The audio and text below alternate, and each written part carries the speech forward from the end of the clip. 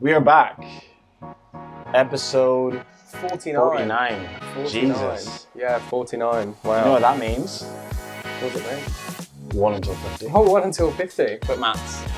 How are we going, Daniel? It's Mate, been good, mate. like 3.5 weeks since we last recorded. It's been 3.5 weeks. It's weird that we don't have the headsets. I know, I was going to say. Really I'm like, empty. are we like So what am I recording? doing? Are we not recording? What? I know. Oh my goodness, it feels fucking weird. I feel really uncomfortable. Yeah, it's been like 2.5, 3 weeks. Went back to the UK, had my best mate's stag do, wedding. Man, weddings are so cool. They're just like, you were saying. It's cool because I think it's not like completely changed my perception of like marriage and stuff like that because I don't really think I'm bothered about it. But it's more how like everyone's just there for you and it's just this loved up day of just everyone's so happy. Yeah. Everyone is just like, it's such a like awesome energy to like be around. Everyone just wants to be in a good 100%. mood the whole day and like, have you been to like a lot Yeah, of I've been to quite a few weddings, and yeah, every time I go, I'm like, Jesus, love's nice. It's awesome. Yeah. It's so fucking nice. Love is great, but it's one of those things where it's the day is just always beautiful, but then it's just like after a couple of days, you just go back to reality. It's like, oh, okay, Yeah, I know. I'm over it again. I know. I'm back to Sydney now. I'm like, fuck marriage. That's a lie. Yeah, no.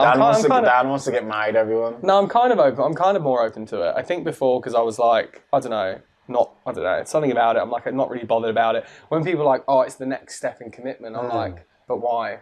But why is that the next step? Yeah. Because I feel like moving in with someone is a much bigger commitment than just being like, we're married. So I'm fucking living with you. Like, I want to like build this life and build our home together. But I don't know. That's just my. I always find my there's like a connection between people who want to get married and people who don't want to get married, and there's when you look at, I guess, what their experience of love is through their parents, it always has a massive effect on whether they want to have kids and whether they want to get married. Because, for example, I know a couple of my friends who really want to get married and they've come from like a family where they were so close, like they've seen their mum and dad grow together and them grow with their parents, and they've seen what love looks like. So they're like, I really want that. I really want kids because I had a really good childhood. And then on the flip side, you see people who may not have had similar upbringing or maybe grew up in a single parent household or whatever, and then they might think, actually, that doesn't, like, marriage isn't for me or kids isn't for me because you've never been able to experience what actual love is. You know what I mean? Because I'm very much open to both kids and marriage, and I've come from a single parent household, but I think the only reason why I still want it is because I was still able to see what love is like through my family that I had around me growing up in Jamaica. Like, I was really close to all my cousins, my aunties, my uncles, and my mum had really close friends that showed me so much love and created a family atmosphere. So I felt like that was the reason why, even as I grew older and didn't really have a dad and grew up in a single parent house or whatever, I was still open to the idea of it because I was still able to experience the level of what love is. Yeah, fair. So it could be that. Fair. It could be that. Decent. Yeah. You've got some unpacking to do. It just reminded me of everything from before when you were like, so gaslight, and I was like, that's horrible. That's horrible. That's very horrible, man. That's very horrible. But anyway, we randomly segued into that. Apologies. But thank you very much, people who are back. Once again, we are at episode 49. If you are a regular listener, thank you very much. Keep listening. And if you are new, we are Men Know Nothing, hosted by myself, Dwayne, and... I'm Dan. Welcome to the podcast, giving you the unqualified advice you never asked for on a regular basis. Boom, he got it nailed first it. time. I got that. Episode 48 was a bit of a struggle. If you're watching on Spotify or on YouTube, or if you're even watching the little clips, you're going to see that we're in these mad hoodies. We've got the merch. Look at that. Do you want to like turn Look at that. turn around? Mate, who gave these men a microphone? Look at that. There we go. The barcode right there. Let's go. That's sick. yes. They're so comfy as well. So comfy. Really comfy. We splurged in these. Yeah. We didn't go cheap. So hopefully in the near future we will be putting these out and selling some merch. I think so. But anyway, we're gonna go for the first thing we do in every episode. Awesome. Let's go. Is what would you do? What would you do? So should this have some is sort of theme so this is a music. part when we ask someone about a situation they've been in, and they could be fucked up, could be something to do with dating, one night stand, whatever it is, any like crazy story, even just a crazy funny story, and you're like, what would you do in my scenario? And so we get these people to send it in, and we basically do a bit of a deep dive, get an understanding of what we would do, and just have a bit of a fucking laugh. 100%. So today we have quite a good one. I'm excited to read this one. Let's go. So here we go. I've been seeing this girl for a few months now. We hook up every other week, go on dates, and have great conversations. She's a sweet pad in the Melbourne CBD, and we talk about our jobs and future. We talk about my job and my future plans, etc. But I'm starting to notice that every time I ask what she's up to when we're not together, she gives me vague answers like hanging out with a friend or going away for the weekend. She's busy on weekends, which is cool with me, but it's starting to bug me that she won't give me straight answers. She's always quite ambiguous. So one night, we're out for dinner, and we're having a good time, chatting back and forth. Things are great. While we're in this restaurant, a random guy, in brackets older, walks up to her and says hello, gives her a hug and a kiss on the cheek. I could sense that there was some sort of history there based on how he engaged with her, but as relaxed. They chatted for about 30 seconds and then he left.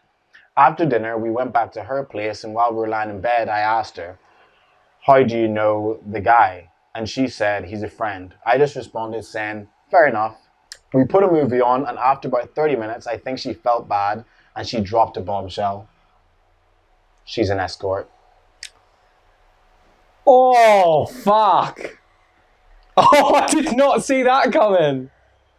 So that's how she's afforded her fancy apartment and why she's always booked on weekends. And the guy we saw was one of her clients.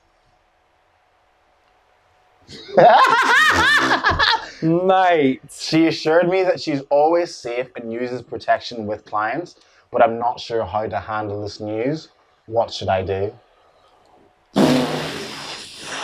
Fucking hell. That is, I'm sweating a bit. How many times has he seen her? Oh, it's a couple of months. They've been seeing each other a couple of months. Yeah. So he's like invested. He's like a little bit invested. Because they're hanging out, they're going on dinner dates, they're sleeping with each other. How many months? I just said a couple of months. No, like as in like 2, 3, 4, 5, like 2 like months. 2, 3 Yeah, months. 2 And they've been months. seeing each other quite a bit. Yeah, like every other week, once a week. Oh, mate. What would you do What would I do? in that situation? I mean, I think at first, oh, mate. Oh, I couldn't even imagine being in that situation. But I'd be probably like pretty taken back at first and, question why didn't she tell me? Do you think you could date someone my ego would, I don't think I could. I don't think I could. My ego. Nah.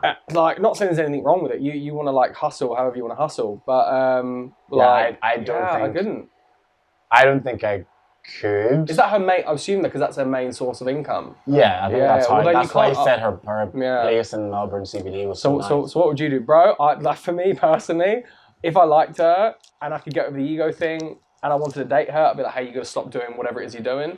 Fair enough. Like she might not want to do that, then we'll end. Yeah. But I'd be like, look, if this is gonna work, you can't be shagging other people. Yeah. Because I'd just be like, if I'm at restaurants and this happens, it would just hit me, and it is an ego thing. Yeah. But it's very different if it's like an ex that you bump into compared to someone who's paying you for a service as well. Yeah. It's like you'll bump into ex people that your partner slept with or whatever, but I think it kind of is a bit different when it's someone that's paid for your service, or if it's like a regular client as well. Because it could be someone that she'd just seen like yesterday. Yeah.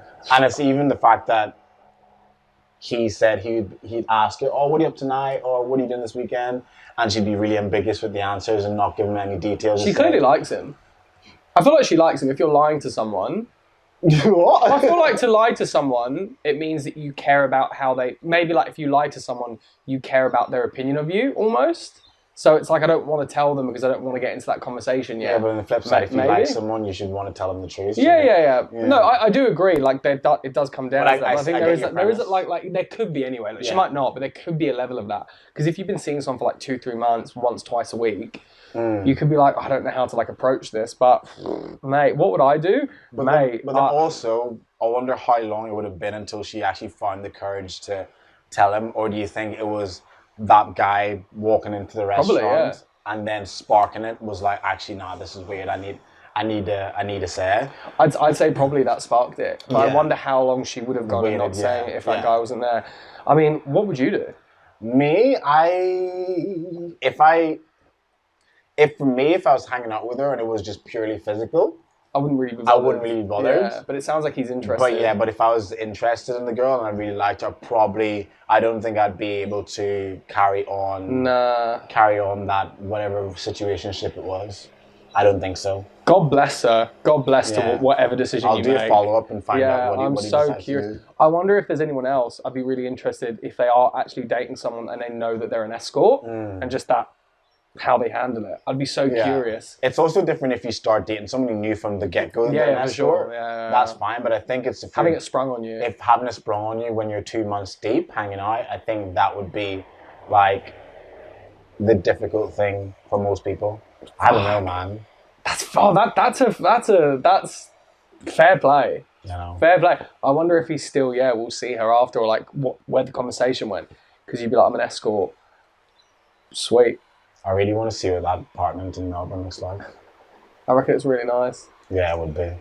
But it's like high rise right bang in the city. Fuck. Or maybe you should say, look, if you're going to do this, just give me a percentage. What? You know? What percentage? He's not doing anything. I just want Was to- he holding the camera or wanking the guy off? I wouldn't want to take part. Okay, well, if you're A listening, fluffer, bro. A fluffer. You can and be like the fluffer. and this one is intrigued you, please let us know. Please let us know your opinions in our DMs because we want to know because they're very, very interesting. Yeah. Interesting situation to be on. One that I would not want to be in. If you were dating someone and you found out a couple of months in that they were an escort, what would you do? Yeah, that's the question Dan is That's asking. it. That's it. Because I'm hoping it will sound good if we, cut it. Yeah, cut it. Yeah, we just asked that question. Thanks, man. We just asked that question and cut it. Yeah. Okay, right. What are we talking about today, man? What are we talking about today? You've got this, bro. We want to fix relationships because people. Yeah. We want to break some up, bro. Well, yeah. Well, that's the point. Yeah. Part of fixing them is also breaking That's them. very true. That's very true. there you Wise go. words. The unqualified therapist. Yes, there you go. So today we are talking about why do people have bloody problems in their relationships. And I put a little message out into the social media stratosphere of my story to ask my followers. And I got back some really good answers, but I probably should have reiterated that we didn't want the bog standard answers of narcissism, lack of communication, all that kind of stuff. Because obviously, if someone is narcissistic, that is going to be a problem in the relationship. Yeah. Obviously, if someone is not communicating, that is going to be a problem. We want to go into, I guess, the smaller, more nitty-gritty things that maybe over time, piled up on top of each other, will probably cause fucking issues. What's some of the ones that you got sent in? So one of the ones that I actually thought was someone who is overcritical and is always complaining about their partner. So initially, when you think, okay, if someone is overcritical about their partner, it might be something, or say someone is complaining about them not doing the dishes. Like in the grand scheme of things, you may think someone not doing the dishes isn't a big deal. But when you compound that shit over 5-10 years, that your partner never does the dishes, or you're always having to tell them to do the dishes, that obviously becomes an issue. But I think there's also a fine line between complaining about a problem and then being critical of your partner. So there's a completely difference. Like you can complain about the dishes not being done, but if you start to be overcritical about how your partner then acts when it comes to doing the dishes, I think that's where people have that issue. And I think if you become overcritical about your partner to an extent where it doesn't seem as if there's a problem solved, where you're not problem solving, you're just always complaining about the issue. If the conversation isn't had about what the issue is and they're always doing the same thing, that can create kind of a toxic and negative atmosphere in the relationship? Well, I think the reason why that happens is because there is an inadequacy in the relationship. So for someone to be overcritical of something that is maybe quite like trivial, it's because there's probably something else going on. Yeah. So, you know, if someone's overcritical about just doing the dishes and stuff like that, it's a very small, trivial thing. Yeah. And it's probably like a compound of like how many things are going wrong in this relationship, but also is this person really happy? Are they just projecting as a way to say, I'm actually really not happy in this relationship? Because quite often people who aren't happy, it's called like, what is it, protesting behaviour? It's people who make arguments on the basis on where there's nothing to like argue about. And so I think that can be like a really big thing that people do. But on the flip side of this, I watched this video the other day and it was really interesting. He was like, relationships aren't about equality. They're about the equality in the inequality. And I really liked that. And basically what he was trying to explain in it isn't about both doing the bins twice a week or both doing the dishes twice a week or both doing cooking twice a week, is doing as much you can with your own like capabilities and showing up as much. I don't know, I'd never seen him before, but he was like doing as much you can with your abilities in the scope of what you can do on a day-to-day basis. And that is the equality in the inequalities. Because you both might not be able to cook evenly, because someone's job, they might come home a little bit later, someone might have to get up a little bit earlier, but if you can both just balance that out and do the best in your own areas, I think that's where you can find balance in that equality. Exactly, like if someone is the better cooker and they decide they're going to cook all the time, then I'll clean. But someone's like a better cleaner or they're really good at fixing shit, like you're going to do that because you know you're good at that, and then you're going to let your partner do that because you know they're good at that. But even like stuff, even if it's not stuff like that, so if we think small, minute things like, oh, your partner is like always 5 to 10 minutes late for something. Like that might not seem like a big deal, but then when you look at the grand scheme of things and you look at stuff from a macro point of view and you extend it out, not just if you're looking at both of you in your relationship in your early 20s or your 30s, like if your partner's always late and then you then expand that and you start having kids and your kid needs to get picked up from football training, and your partner's late. It's just like, you can't be late for picking up your kids. You can't be late for these important meetings that we need to have. You can't be late for this, you can't be late for that. So I think over time, those things really start to compound, and then that's when it becomes a fucking issue. And I think whenever you are complaining about that situation and you aren't actually trying to figure out how, I guess to, what's the word? Come to a point where you're actually both attempting to fix the situation. Why are you always late? Okay, because this, because that, because I had a meeting. Okay, did you organize the meeting? Yeah. Was there other times in the day that you could have organized that meeting with that person? I didn't actually ask. Well, next time, if you know you have to pick up 100%. up from the post office when the post office closes at 5, can you check that this person who you were meant to have a meeting at 4, can you check if they're free at 3? Can you check if they're meeting at 2:30? So it gives you more of a buffer. So I think, again, all this always just comes down to fucking communication. But it's like, as minuscule as it may sound, like communication is like the most important part of any successful relationship. I'd say that the person who, let's say, would be having an issue, let's say as an example, someone isn't doing the dishes enough, I would almost challenge it and be like, you know, if that person did start doing the dishes more, would the relationship be great? Because if not, well, then there's something else you're not saying. It would just be 1% better. No, but I'm like, this is the point. It's like, is that really the thing that you're looking to change? If that was fixed, is there anything else you're looking at? Because quite often, like I said, there's a bigger picture at play. And when people are unhappy with these little moments, it's like there's really something else. Like but then also, the little moments are what makes the big moments. So something as small as doing the dishes, if they start doing that, you're like, okay, now we're 1% better. And obviously, this is not just a, you're always doing wrong, you're always doing wrong. If it's a good partnership, it should be a back and forth of what can I do this week, what can I do this month, this year, to make us stronger. So if it's something as small as washing dishes, and then your partner might say, oh, not child. And then your partner might say, oh, you never take the bins out, whatever. Not saying it's like, you don't do this, I don't do that. But it's more so like, if we can do those small little 1%ers, then the bigger picture will be a lot nicer to look at, you know what I mean? Hello, we're recording. And I think that's the way you just have to look at it. And I also think whenever people end up in these relationships that they find their partners being quite overcritical and maybe negative towards them as a person, then I think it's almost up to you to take responsibility and really think about why do I and why have I been accepting this kind of behavior from my partner? Yeah. Why am I as a person accepting? And we're using washing dishes and taking out the bins as, but like there's other overcritical things that people do in relationship that are almost very, very toxic. Stuff like overcritical about how your body looks, overcritical about, how you dress, shit like that. And I think a part of that is people only accept the kind of love that they think they deserve. Yeah. And I think if you find yourself in a relationship where you are on the receiving end of stuff like that, it's so important to look and think, why am I still here? What are the situations? What are the logistical reasons as to why I don't feel I'm in a good place to actually leave and make a change? And then when you start really going deep, you create a version of you or when you really start going deep, you really start to understand what it is that you need and what it is that you don't need in a relationship, and how you can then potentially progress further and maybe potentially move out of that situation. I found that with my past relationship, I found at points quite overcritical, but there was an underlying thing of like, we're not happy. I think it's really easy that when you see all these moments, you're like, this person just isn't happy, and they're projecting that unhappiness in ways of like, do this, do that, fix this, fix that. And it's like, we're clearly just like, you're just not happy.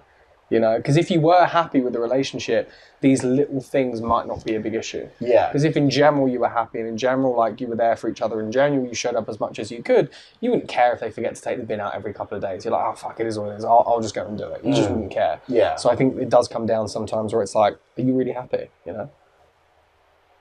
When you figure that out? 3 days in. No, I'm joking. Not kidding. Kidding.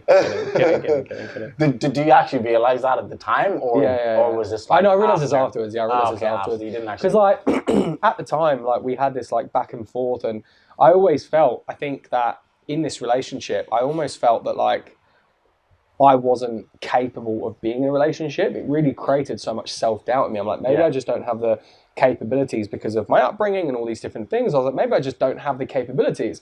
My relationship before, she used to say the same things. This one then said the same things. They were really overcritical of me. It was. No, the thing is, it was. So you're the common denominator? I was definitely the common denominator, but it also then, like, I realised after it's because I was in the wrong relationship. Yeah. I wasn't turning up because I wasn't happy. Because I wasn't happy, I didn't want to do things for them. And because I didn't do things, they were then nitpicking at every single thing. But really, they were just unhappy. And I've noticed now, I don't have these situations anymore because I'm happy. And so because I'm happy, I always want to do things for the other person, just naturally. I just want to make their life as easy as possible. I want to show up for them as much as possible. So I don't have these situations anymore where they're just like, stupid things that I do where my ex would have said something. It's like, that doesn't happen anymore because they don't care. They're like, oh, fuck it. It's just like a personality trait of yours. You do so many great things. It's like, fuck, I'm not bothered about this. Like the small things don't mean anything, which is like what I realized moving into this new relationship. Yeah. Well, there you go. I think it's important to notice that if the small things that you have to do start to feel like a burden, then you probably need to you probably need to have a little think about that. And if you think this is about you, then it probably is. Yeah. That's a very good point. Yeah. Yeah. It was weird. It was weird. If the small things start to bother you, then there's an underlying issue. Yeah, 100%. I think so massively. Because it is weird when you think about it. It's like, if you're in a loving relationship, someone just not taking out the bins, it's like, fuck, like, if they're showing up enough in other areas. Yeah, just fucking take the bin out. Just fucking take the bin out. Like, it is what it is. You know, like I'm making coffee pretty much every morning. Right, I'm always the one to make coffee. Yeah. In this relationship, I just don't care. I'm not bothered. I'm like whatever, because there are so many other areas where I get value. It's like, I don't give a fuck. Yeah. You know, I'm not like, oh, well, you didn't do it for me yesterday. I'm always doing it. It's just like whatever. But also, I also think in happy relationship, it's also nice when there's like that continuation of like, that's just our thing. Yeah. You wake up every morning and make me coffee. Yeah, exactly. And it's a nice thing where it's like, for your partner, it's more so, that's my little treat before I start my day, that my partner brings me in a coffee or my partner makes me breakfast. It doesn't have to now start to become a burden where it's like, I'm always having to make you coffee. He's like, no, it's a nice thing that you do for Yeah, your partner. yeah, exactly. Take it for what it is, and then Exactly. your partner would do other nice things for you. Yeah. I'd for you, mate. Thanks, mate. Thanks, mate. She still won't. Lara, he's crying. Still won't wear this fucking jumper.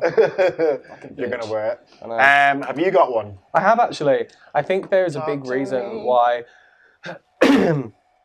Hopefully the coughing doesn't come through the mic. It obviously will come through the mic. Regular water. I think a big issue of why people have problems in a relationship is because people get in a relationship to try and get something out of it. Yeah. And when those expectations aren't met, they usually get quite upset. And I think the big thing about relationships and what I've learned over time is that you want to get into a relationship to give something. Because the purpose of a relationship is basically to magnify human emotion. And that's why when we have something great happen in our day, we want to share that with our partner. So I think that that's sometimes why people have these problems, because they're like, I want my partner to fix me. So I think that's why there's an issue, because I think people say, I think people get into a relationship because they're like, I have an issue and I want someone to help me. I have an issue being on my own, so I want someone to be there with me. I want someone to validate my inadequacies. And that's a really big thing. All they want to do is get into a relationship to take. And so their expectations aren't met, which fair enough, they shouldn't be met. Your job shouldn't be to get into a relationship to get something. Get into a relationship because you want to magnify it. You want to magnify the beauty of a relationship, Relationships are an amazing thing if you get into it. It's like, I just want to give. I just want to give as much as I can. I think Alex Hormozy, he had this quote he said ages ago, and it's to do with business, but I kind of like it in this. It's like, give so much that it gets to the point you don't need to ask to get, people just give you. And I'm like, that is such a great way to think about it, Think so unselfishly, if that's the word, but it's like, just give so much that people eventually give back, And so I think that's a big reason why people have issues in relationships. They get into them for the wrong reason. And yeah, also I think, piggybacking off what you said, people get into those relationships because they're trying to fill a void that they're missing out on in their own general life. I think, for me anyway, personally, I want to be in a place where I'm so happy being on my own, so happy being single, so happy being in, Jay Shetty talked about this, being in solitude, where you're in a place where you can be on your own and be able to kind of grow as a person. And if you get to that point where you're so content with being on your own that it needs to take someone special to come in and disrupt that. That's what you need, because you want someone to accentuate the life that you already have. You don't want to be sad, lonely, and verging on depression, and then you find someone that somehow makes you happy, because then later on down the line, there's going to come a point where that relationship between you and your new partner is going to bring some trauma to light. It's going to bring out the inadequacies and the parts of you that you're searching for that they aren't able to provide. And then it's also not fair on that new partner as well. 100%. Because if you are in this relationship because you're trying to receive something, or you're searching for something, and you're expecting this new person that you find to actually give you that, when they don't hit that target, or they don't give you what you want them to give you or what you expect them to give you, you're going to be so disappointed. 100%. And then that's going to potentially bring and leave you with some resentment towards that person.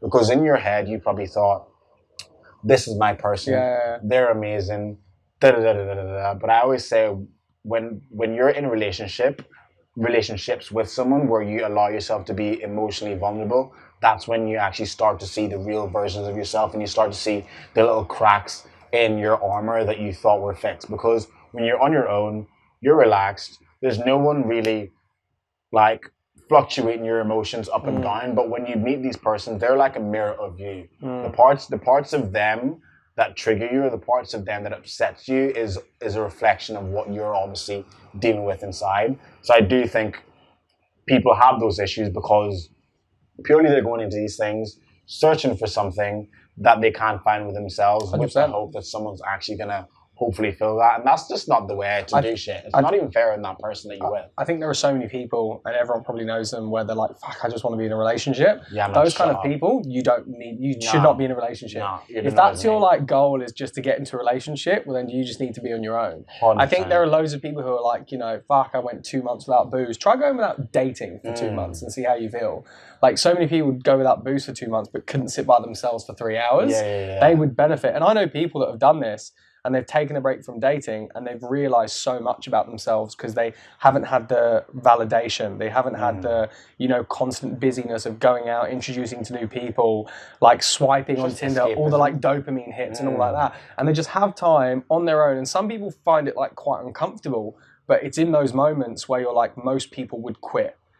And if you can just go through that period, that's when you start like winning. That's when I always find people who aren't capable of being on their own or just being in silence weird. It's like people who always has to be around friends, always has to be listening to podcasts, always has to be listening, apart from Men Know Nothing. If you're listening to Men Know Nothing, it's fine.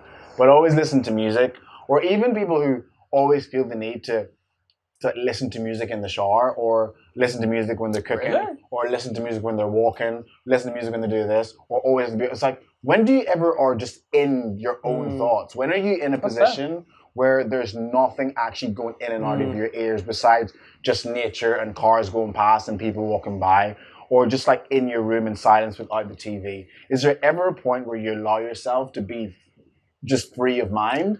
And when people don't do that, I'm saying there's obviously something that you're running from, that you're afraid for your mind. That's why people say meditation is so important. Like, I don't meditate because I find it very hard, but I meditate in different ways. I don't sit there like with my legs crossed. It's just about being silent. It's just about being silent and being in your own thoughts. And I think that's so important, because the thing about meditation is it's not trying to clear your mind of thoughts. It's about accepting the thought processes that go through your mind, but knowing that they're going to come and go. It's like you could be sitting there with your eyes closed and you remember about your ex from 7 years ago. Meditation's all about accepting that the thought came into your mind, but letting it come in and then just go again. Like, you don't need to sit there and think, oh my God, why am I thinking about my ex? Like, it's your ex. You had a relationship with that person. You're obviously in your peace of mind, something just happened. And then whether you want to explore that is another thing. But I always say that, like, why can people not just chill and be on their own? I think what are you running from? What do you need? I think that for anyone that's listening, if you have an issue being on your own and you always jump into new relationships to find something, I promise you 99% of the time you're going to end up back on your own. So if I were you, I would maybe take that time to be on your own now, to give your future self the gratitude and the respect so you can eventually get into those relationships. And also, if you don't enjoy being your own, then why would you expect someone to actually enjoy being on their own with 100%. you? If you can't be alone in your own thoughts for 3 hours, why would you want to put someone through suffering of having to sit with you for 3 hours? You know what I mean? 100%. And it might be all rose petals and fairies in the initial part of the dating process, because that's when you're getting to know everyone and you're putting on your best foot. But once you start to get comfortable and then you're really on your alone with that person and all these emotions are involved, like, that's when you're gonna start realizing, fuck, right, there's something wrong with me. I've gone through that dating stage where I was just dating because I just didn't want to be my own. I was just dating for the validation. I was dating because I was like bored. 6-7 dates a week. You're like, no, that was you. Yes, I am. No, I don't. You were going in 6-7 days a week. No, I was. But I've been through that stage where I was just out dating, having fun. But then it got to a point where I realized I was just getting bored. I was like, I'm gonna have to go on another date. And as soon as I started getting bored, that's when I just called it. I'm like, I'm not going to go on another first date because I'm gonna have to talk about the exact same thing again potentially. And I'm like, this is draining. I just want to have sex. But as soon as I started to realize it, that's when I was like, okay, I need to stop. Fair. Spend too much money, wasting time going on dates with girls who obviously don't want to actually date properly. And I think that's also a healthy way to look at it as well. As soon as you start to feel, because you're allowed to go through those stages. You're allowed to want to date. I've had a call from him before when he's been on the phone to me. He's been like, mate, Dwayne's been on like 4 dates this week. You might want to call him and see if he's all right. And I'm like, tell him to mind his own business. Why he start calling you about everything he does? It's like, mate, you want to like check in with him? Just check in. Like, I'll give him a call. I'll give him a call. Mr. Rotating Door. Mr. Rotating Door is jumping up. I hope he doesn't listen to this. Shut your mouth. You're not defensive at all, clearly. No, not at all. Yes.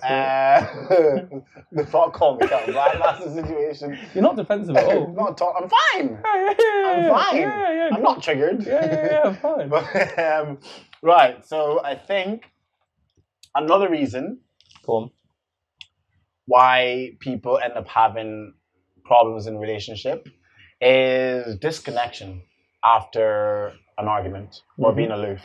I think one, it's very important to know the conversation style of your partner or the way your partner processes information and their argument styles. Like some people like to deal with the situation there and then as soon as it happens, but some people also like to take some time, think about what's happened, and then come back. Jay Shetty talked about this in his show. He says people have, I think it was argument styles, where he said that he is someone who likes to get stuff talked about and dealt with straight away. Yeah, same.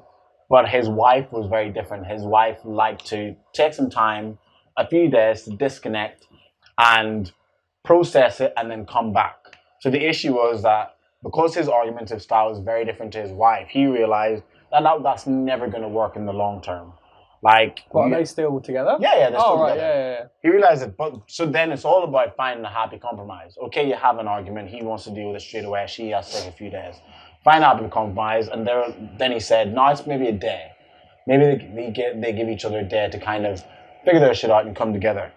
Well, the issue is, if you don't figure that out, that's where the issue becomes. Because if you have a partner who does disconnect for 3 days and is aloof and isn't willing to even communicate the issue, that's where that problem lies. And initially it could be something small, but if it starts to actually pile up and there's this disconnect between how you both want to communicate, that's going to obviously create issues in the relationship as well. Yeah, 100%. I think that if you're not able to, I guess, decipher how you can both like communicate in that scenario, it can be really difficult, and that's like where you get the friction from. I think that's really cool if you're able to have that, because I was thinking if someone is like the kind, because I'm very much like that. I want to deal with it there, head on, and I really like getting into like the confrontational like part of it. I just want to fucking deal with it head on. And so like dealing with that, I think I would find it quite hard to give that person space. But I think over time I've kind of learned, not everyone's the same as you. Like not everyone's the same. You have to be slightly empathetic, that people just can't always run at the same pace or just deal with things how you deal with them. But I think that's spot on. You need to at least be able to acknowledge it and just talk about how you guys deal with it, so you can then create a method that works for both of you. You think if you had a partner who's passive aggressive, it would? Oh, you're massively, massively. Oh yeah. I thankfully don't have that now, or haven't in this relationship, but massively. It would just piss me off because it comes across as like super immature as well. It's like, can't you have a fucking conversation? You can't just deal with like the fact you're annoyed. You have to just make sly comments like, oh, whatever. It's like, don't just fucking whatever me. Don't just fucking just say what you want to say and let's have it out. Or they make little snide comments. Yeah, so fuck off. Just talk about it. I've obviously done something upset you. Just say it. Just say it. Also, when people are passive aggressive, it actually just doesn't allow you as the other person in the relationship to actually address the issue or even resolve the conflict that's affecting. It's more of a reflection about them as well. It's just like, why are you not saying? Grow the fuck up. I had a partner who was quite passive aggressive, and I would call her out on it all the time. Yeah. Because it was very annoying, and at the time then I was very much. I just didn't really enjoy having those kind of conversations. But whenever there was that passive aggressive thing, I'm like, let's just talk about it. Just say what it is. Yeah, it's just annoying. Say what it is. What was it? There was a situation. We'll clip that bit and send it straight to her. Yeah. There's a situation a couple of years ago during Black Lives Matter, and I had shared something on my Instagram story, and then a bunch of people were messaging me, and then I think my ex from 2015 messaged me, and then my partner at the time, she saw that while I was actually with her. So the phone was there. Obviously, I didn't have really anything to hide. And my ex had messaged saying, "Oh, I hope you're okay." Me and my mom say hello, whatever. She sees this on the phone, doesn't say anything. It was like a Saturday night. She acted quite normal, and then throughout the whole week, we're chatting as normal, whatever, over text, over phone calls. And then the following weekend, she comes back around to the house and she's just being weird. like being very like short, being passive aggressive, saying these random stuff. And I said, like, what's wrong? And she said, nothing. What do you mean? There's clearly something going on here. You're being short. You're making these weird comments, whatever. And we're going to order food. I was like, okay, what do you want for food? And she's explaining. I was like, well, what's wrong? She's like, I'll tell you after we order food. I just said, you just tell me for 5-10 minutes that there's nothing wrong, but after we order food, can't say that to someone. You're like, what the fuck? You just get someone anxious. And I actually said, I'm not ordering the food until you tell me, because one, I won't be able to eat because my stomach's like all turned upside down. Then she finally mentioned it about, oh, I saw your ex, da da da da. And I said to her, when did you see the message, or what was it? Said last week. And I was like, so you went from the time I was with you when you initially saw the message, a whole week passed, talk to me as normal, on the phone as normal, and then it comes to the following weekend when you've seen me, that you now go into this weird protesting, passive aggressive, sarcastic kind of attitude, and you've just held on to this for the whole week. Yeah. I was like, I think that was like the downfall of it. Yeah, the catalyst. Because in my head, I wasn't even going to therapy at this point, but in my head, I thought, like, surely, as someone who deems to be quite emotionally mature and goes to therapy, she was going to therapy at the time, should have some sort of capability of being able to communicate that quite clearly. And after I explained the situation to her, she was fine. But in my head, I was pretty much thinking, how have you gone that whole week being normal and then coming into my house being passive aggressive, and when I address it, you then pretend as if I'm chatting shit, as if like there's nothing going on. Like, no, I'm fine. Da, da, da. Yeah, that's weird, man. I think I've had where people are like, oh, I've got something I want to talk to you about later. Don't tell me then till later. Yeah, until later. Yeah, until you come to my house and you're in my face, then you can say, don't start messaging me 2 days before you see me that you want to talk. I think there's I guess another one that I was thinking about of why people will have issues in a relationship, and this is I think a really big one, is the lack of willingness to work on yourself and to like have that self-development. So like if you're in a relationship with someone and they're just like, look, I react like this and this is why, but this is where it's come from, and that's, whatever it is, I think that for me is a really massive issue. Because it's like, if you're not even willing to put in the work to make this relationship work, then why do I want to make this relationship work? And it's just like, that is a really big thing, because it also shows as well, it's like, if you're not even willing to do this now, what are you going to do when these triggers or these traumas or these past experiences become heightened even more? And let's say we throw kids into the mix. Like, are you still just going to go, well, this is who I am and this is the way it is, and you have to accept that? It's like, fuck, not only is that like annoying for me, but for yourself. Yeah. How are you happy in yourself? Yeah. Like, to just have this, like, so much internal, emotional turmoil that you'd get a fucking stomach ulcer. Like, how are you just happy with that? So that, I think, is a really big problem that a lot of people potentially were dating that kind of person, if they're not strong-willed, would just be like, oh, whatever, I'll just, like, it's that whole, the Regent Beta paradox thing. It's like, it's not bad enough. But she does this, but she does that. But yeah, there's this one, like, issue. But it's like, yeah, but how bad is that issue, like, really, causing you issues?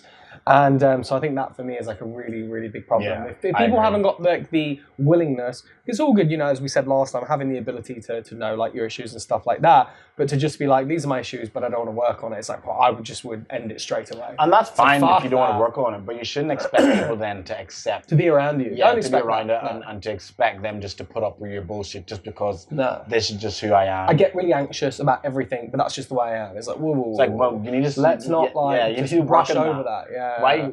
And then also, I think if you dig deeper, it's like, well, what are the situations that you're getting anxious about? Yeah. Are they things that are they actual reality, or are they your perception of reality? Are you being anxious about something that hasn't even happened yet? Is it the future that you're being anxious about? Because if it is, then that's something that can be worked on. Yeah. Like, I also said to people who, for example, get anxious about situations, or if it's workplace or whatever, I always say to them, or if they get stressed, I say, if it's in your control, then don't stress about it. But if it's not, then controllables and uncontrollables. Yeah, if it's in your control, deal with it, process the situation that you're going through. But if it's not in your control, what are you stressing about? Because there's nothing you can physically do. For example, I'll use my situation where whenever I flew to Bali a few years ago, I got out of the airport, got a taxi to go to Seminyak, and I get out of the taxi, go to this hostel to check in. They're like, "Hey, have you got your passport?" So I'm going in my pocket to look for my passport. Can't find my passport, and I'm thinking, what the hell have I done? Checking my smaller bag, not there. Checking my suitcase, not there. And I knew it wasn't my suitcase. I just knew it. But I check anyway, open up everything. I'm like, fuck, my passport's gone. And this is my first night, just landed. It was like, it was a late flight from Sydney, so it was like 11 Was this the PM. last time you went? Nah, the one before that. 2 before that. You've been to Bali heaps, haven't you? Like 6 times. And I ran out in the street. I'm checking, can't find, and it was just one of those taxis I just grabbed at the airport. So there's no way to contact this person. And at that point, I was like, "Holy shit! I've lost my fucking passport," and I'm fuming. And then I was standing there like stressed, and I gave them my driver's license, whatever, so they could get my details. And I'm stressed, and I'm like, "Well, it's gone now. Like, what am I going to do? Like, I'm here in Bali for the next." Did you find it? No. Oh, so it was actually lost. It's fully gone, yeah. So what did you do? So that's what I mean. You went to like the embassy, I'm assuming. Yeah, so in my head, that's so long. In my head, I'm like, well, it's gone now. There's nothing I can do. I can just go out tonight, get absolutely lit, and then just wake up in the morning and just deal with it. And that's what I did. I went out that night, got drunk, woke up first thing in the morning, like Googled British consulate or embassy in Bali. Went there in the morning. They were opened.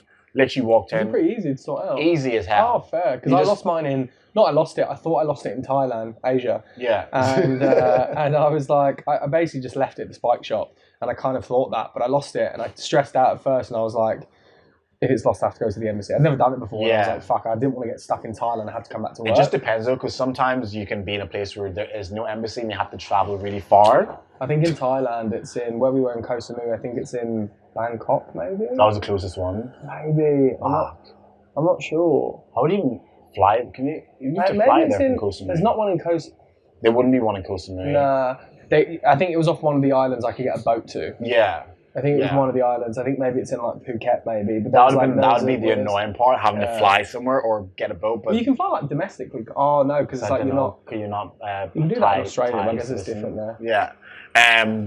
So I literally woke up, went to consulate, explained the situation. I had a screenshot of my passport from ages ago, and they looked at it, took a new photo, applied, and then within 2 days, I got Oh fuck! just a gold one. Just wanted to allow me to travel back to Australia. Oh mate, that's so good. And then you just have to go to like the Balinese or the Indonesian like immigration just to get a letter and a stamp, and you have to get a police report, and that's it. Fair. That's it. Yeah, but it just goes back to always worry about what's in your control. Yeah. Because the things that aren't in your control, you can't control it. You can't control. So why are you stressing? Let it go. Just move on. Yeah, 100%. And that also goes into relationships as well. If there's stuff in your relationship that you can't control, if you're willing to work on them, do that. But if it's stuff that your partner literally needs to work on and it is fully out of your control, then that's up to them. Fair. And do the most you can. If they're not willing to work on it, then that pretty much gives you your answer about the relationship. In the bin. In the bin. In the bin. If your partner is aware of situations and parts of them that are negatively affecting the relationship, and you go to them with how you feel about it and how you feel it is affecting the relationship as a whole, and they're not willing to do anything about it, improve on that, then that pretty much gives you your answer. 100%. I've been in situations in relationships, and I'm sure you have, where you've probably gone to partners or partners have gone to you, and you obviously mentally made a decision whether the relationship was worth you doing anything about what they brought to you. That's exactly what I did in my last relationship. They would bring me stuff, and I would say, I'll go to therapy, I'll do this, but I never did. Yeah. Because it wasn't worth the work for me to do, because I didn't really care about the relationship after a while. Was your partner going to therapy at the time?